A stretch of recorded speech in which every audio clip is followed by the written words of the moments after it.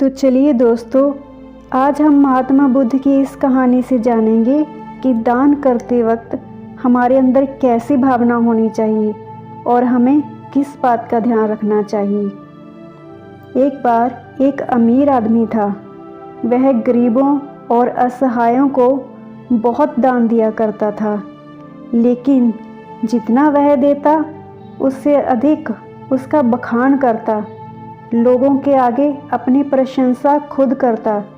इस कारण लेने वाले के दिल पर उसके एहसान का भार हो जाता था।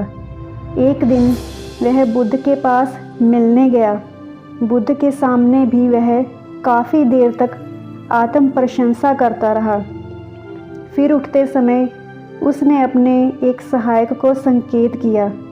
उसने तत्काल आगे बढ़कर बुद्ध के समक्ष रुपए से भरी थैली रख दी। बुद्ध ने अमीर की ओर प्रश्न सूचक दृष्टि से देखा तो वह बोला, पैसे की कमी के कारण आप अनेक कल्याणकारी कार्य नहीं कर पाते होंगे। मैंने सोचा कि आपकी कुछ मदद कर दूं। बुद्ध ने अमीर आदमी की बनावटी हंसी में छिपे अहंकार को समझकर कहा, मुझे आपके धन की नहीं, आपकी आवश्यकता है। अमीर आदमी के लिए यह पहला अनुभव था जब किसी ने उसके दान को ठुकराया हो। उसे बुद्ध के व्यवहार पर हैरानी भी हुई और बुरा भी लगा।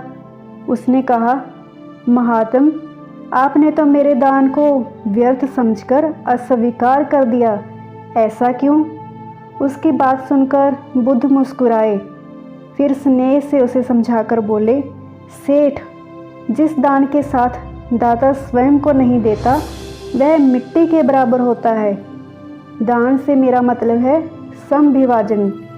दूसरे का हिस्सा अतिरिक्त धन के रूप में तुम्हारे पास है, वही तुम दान के रूप में लौटा रहे हो।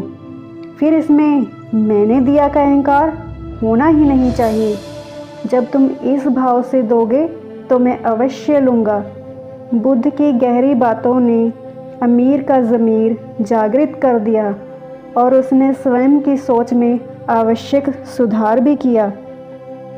इस कहानी से हमें यही सीखने को मिलता है कि हमें दान तो अवश्य करना चाहिए, लेकिन मन में ये अहंकार नहीं पालना चाहिए कि सिर्फ मैं ही दे सकता हूँ या मैंने ही दिया है। और दान ज़रूरी नहीं है कि आप पैसे का ही करें, धन का ही करें। दान का मतलब ये भी होता है कि अगर हम किसी रोते को हंसा सकें, किसी के चेहरे पर मुस्कुराहट ला सकें, किसी दुखी के दुख को समझकर उसे हमदर्दी दे सकें, तो ये भी एक सच्चा दान कहलाता है।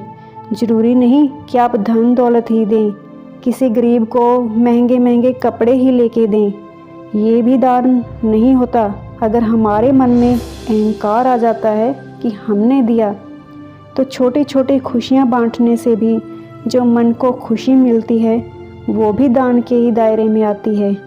तो आज से हम भी ये दान का रूप अपनाएं और लोगों की मुस्कुराहट को और बढ़ाएं और खुद भी खुश रहें, दूसरों को भी खुश रहना सिखाएं। तो यही सच्चा दान होगा। मेरी ये कहानी आपको कैसी लगी कमेंट में